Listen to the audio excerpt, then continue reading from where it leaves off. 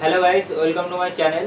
তা তোমরা অনেকে আমাকে কমেন্ট করেছো, পার্সোনালভাবে মেসেজও করেছো যে দাদা ভিডিও দিচ্ছ না কেন, তা সত্যি কথা বলতে আমি টাইম পাচ্ছি না, একদমই টাইম পাচ্ছি না ভিডিও দেওয়ার।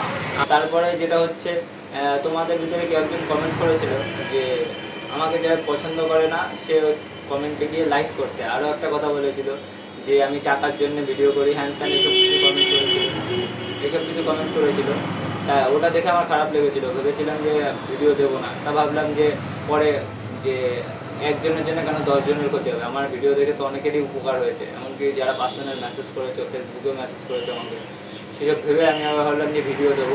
তা যে আমাকে মেসেজটা করেছিল, মানে কমেন্টটা করেছিল, সে কমেন্টটা এমনই করেছিল যে যে টাকার জন্য ভিডিও করি, হ্যান ত্যান এসব।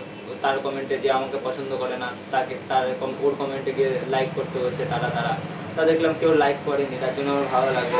যাই হোক, সেটা কোনো ব্যাপার না। আর ভিডিও না দেওয়ার কারণ হচ্ছে, আমি বললাম তোমাদের প্রথমে যে খুবই ব্যস্ত থাকছি।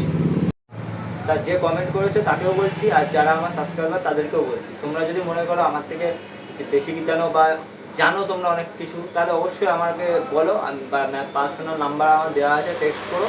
আমি তোমাদের কাছে কিছু যেটুকু জানতে পারবো, যদি মনে করি হ্যাঁ তোমরা অনেক কিছুই জানো, আমার চ্যানেলটা আমি তাকে, যে কমেন্ট করেছে তাকেও দিয়ে দিতে পারি, বা যে মনে করো যে জানো তাকে, যে যাই যেভাবেই জানো না জানো, যদি মনে করি যে হ্যাঁ তোমরা সত্যি কিছু জানো, আমি আমার চ্যানেলটা দিয়ে দেবো।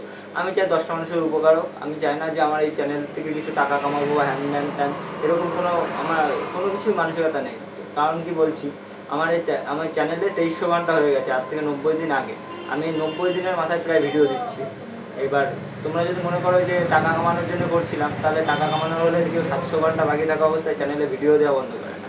আমি তাহলে ঠিক টাইম বার করে করতে পারতাম।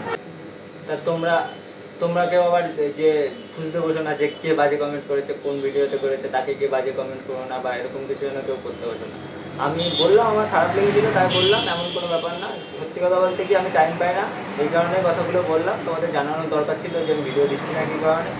আমি আমার টাইমের অভাবে দিতে পারছি না। আর সত্যি কথা বলতে আমি এটাই চাই যে যদি কেউ কিছু জেনে থাকে, কারোর দ্বারা কেউ যদি উপকার হয়, তো অবশ্যই আমার চ্যানেলটা আমি সত্যিই তাকে দিয়ে দেবো। আমি নিজে টাইম পাই না, ভিডিও দিই না, আমার খারাপ লাগে যে সবাই আমাকে বলে ভিডিও দাও না, ভিডিও দাও না। এর জন্য আমি আজকে বললাম যে তোমাদের আমি কী জন্য ভিডিওটা দিতে পারছি না।